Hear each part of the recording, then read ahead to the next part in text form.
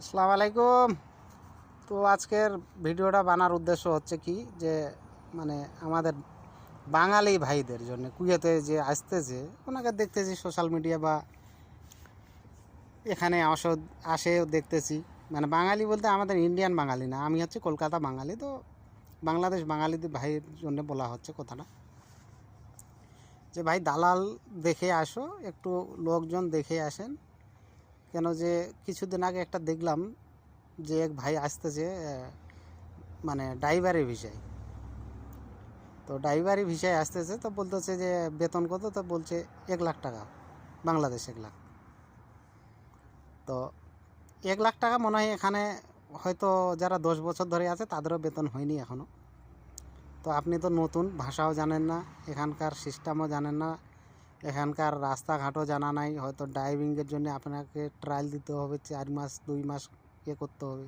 তো যাই বা হোক, বা নাও দিতে হতে পারে। তো সেগুলো নিয়ে কথা না, কথাটা হচ্ছে কি যে মানে একটু বুঝে সুঝে আসেন। আপনারা অনেক পয়সা খরচা করে আসতেছেন। দ্বিতীয় কথা, এখানে আসলে একটা কি যে ধৈর্য আর সহ্য দুইটা কিন্তু করতে হবে, তাইলে ফায়দা হবে, নাহলে কিন্তু ফায়দা হবে না। বাসা বাড়িতে হোক, মানে মাজরার কামে হোক বা আর কোনো কামে হোক। হ্যাঁ, কোম্পানির কাম হলে ঠিক আছে, কোম্পানির কামের একটা কি ওর একটা লিমিট থাকে, কিন্তু বাসা বাড়ির কামে আমাদের কোনো লিমিট থাকে না। কোনো দিন রাত 2টার সময় আমাকে আমার আমার কথা বলতেছে, আমার ফোন আসে যে যা অমুক জায়গায় যা, অমুক জিনিসটা নিয়ে আয়। তো যাইতে হয়, কিছু করার নাই, ঘুম থেকে উঠে যাওয়া লাগে। আবার অনেক সময়ে এমনও টাইমে ফোন আসে যে খাইতে বসছি, ওই টাইমেও ফোন আসছে। তো মানে কোনো রকম ওইভাবে খায়ে চলে যায়। তো ওই ধৈর্য সহ্য দুইটাই করতে হবে, তাইলে ভাই কুয়েত হোক, সৌদি হোক, বাহরাইন হোক, কাতার হোক, তাহলে টিকতে পারবেন, নাহলে টিকতে পারবেন না। এত পয়সা খরচা করে আসে, কোনো ফায়দা নাই।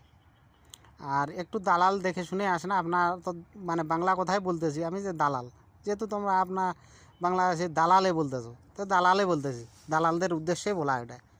আর আমাদের ইন্ডিয়ার হচ্ছে কি যে আমাদের হাইস্টলি যদি খরচা হয় 1 থেকে 1,20,30 এর মধ্যে।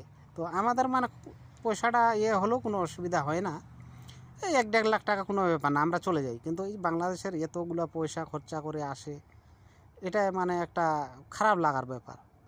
10 লাখ, 12 লাখ, 13 লাখ, এই এতগুলা পয়সা। আর একটা লোক আসছে আমার পাশেই আসছে, ও বাঙালি, 2 মাস হচ্ছে। তিনি শুনতেছি বলে 14 লাখ টাকা দিয়ে বাসা বাড়ির কাজে আসছে, ড্রাইভারি কাজে। বেতন কত? 100 দিনার, মানে তোমাদের বাংলাদেশে 40,000 আসবে, হয়তো 40,000 একটু উপর উপর আসতে পারে। তো সেই জন্য বলছি যে একটু দেখে শুনে আসেন, মানে চিন্তা ভাবনা করে আসেন। হুট করে কাহারও চক্করে পড়েন না। বেকার এখানে হয়তো নতুন যারা আসবে তাদের 100 থেকে 120 টাকার উপরে বেতন আসবে না, আমি এইটুকু বলতে পারি। তার বেশি বেতন আসবে না, যে বাসা বাড়ির কাজে বা মাজরার কাজে। আর মনে করো যে যদি কোম্পানিতে হয়, কোম্পানির বিভিন্ন রকম স্যালারি আছে, 70 থেকে 120 টাকা অবধি আছে। আর যারা পুরানা ওদের একটু বেশিও আছে, আর 70 আছে, 90 আছে, 100 আছে, 120 আছে, বিভিন্ন ক্যাটাগরির আছে। তো এই উদ্দেশ্যে বানা। যদি ভালো লাগে ভিডিওটা একটু লাইক করে দিয়েন, যদি খারাপ লাগে তো মাফ করে দিয়েন। আসসালামু আলাইকুম।